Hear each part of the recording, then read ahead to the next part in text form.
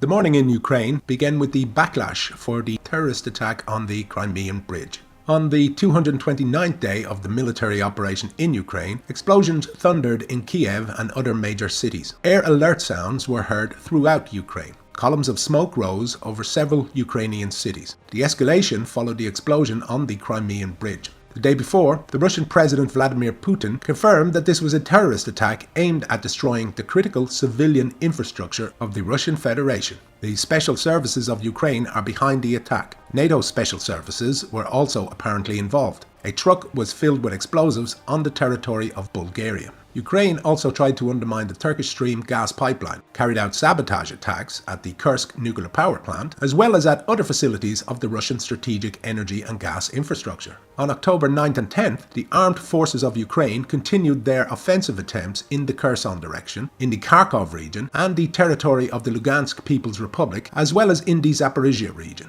All their attacks were repelled with heavy losses by the AFU. A large number of foreign mercenaries are deployed in the advancing units of the Ukrainian army. On October 10th, Russian retaliation strikes hit strategic infrastructure facilities of the largest cities of Ukraine, including Kiev, Lvov, Dnipro, Khmelnytsky, Zhytomyr, and others. Ukrainian air defenses failed. In the capital of Ukraine, explosions thundered in different regions, including the center of the city. The strikes hit Vladimirskaya Street, where the headquarters of the Security Service of Ukraine is located, as well as Grushevsky Street, where other government buildings are located. One of the strikes hit the base and headquarters of the Nazi regiment Azov in Kiev. The Klitschko Bridge, located near the building of the European Union Advisory Assistance, was also damaged. The Ukrainian Railway reported damage to the contract network in the west of the country. Metro services in Kiev and Kharkov stopped. In Lvov, Khmelnytsky, Zhytomyr, and other cities, there are significant interruptions of electricity and internet services, resulting in rolling power outages.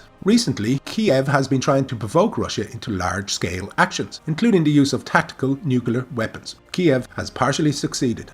The terrorist attack on the Crimean Bridge is becoming a symbol of the conflict entering a new stage. President Lukashenko of Belarus said that Russia and Belarus have agreed to deploy a joint regional grouping of troops. The statement was made amid sharply increased military activity of the armed forces of Ukraine along the border with Belarus.